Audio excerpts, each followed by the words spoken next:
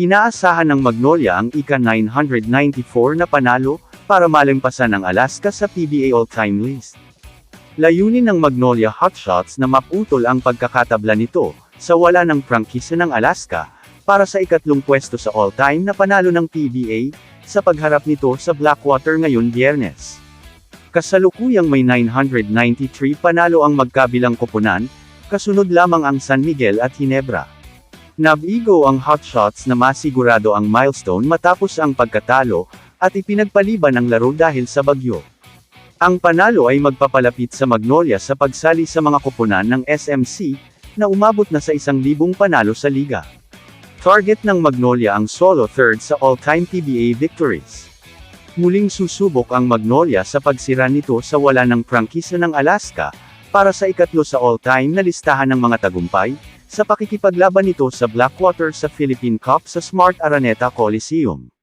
Kasalukuyang kasama ng Hotshots ang maalamat na aces sa 993 na panalo, na sumusunod lamang sa kanilang mga kapatid na koponan, ang San Miguel Beermen at Barangay Ginebra.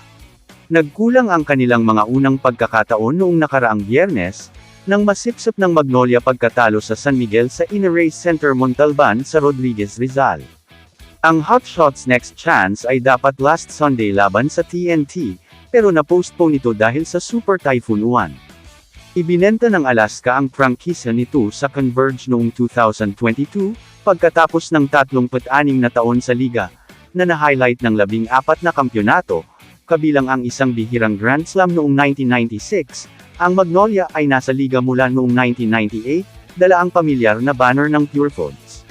Naging team owner ang San Miguel Corporation kasunod ng pagkuha ng food company, mula sa Ayala Corporation noong 2001. Ang koponan ay kilala bilang Magnolia mula noong 2017 season. Ang isang panalo laban sa bossing ay maglalagay din sa Hotshots, sa loob ng 6 na mahihiya na sumali sa kanilang mga kapwa koponan ng SMC na may hindi bababa sa 1,000 na tagumpay. Ang San Miguel, ang huling charter member ng liga, ay may 1,489 na panalo, habang ang Ginebra ay may 1,165 na naipon mula noong unang taon nito, noong 1979. Ang malayong pang-apat ay ang TNT na may 788 na tagumpay, mula nang makapasok ito noong 1990 bilang Pepsi. Kamusta mga idol? Sports Zone PH para sa sports news and update. Kung bago ka pa lamang dito sa channel ko, pindutin mo na ang subscribe button at notification bell para lagi kang update sa mga sports news.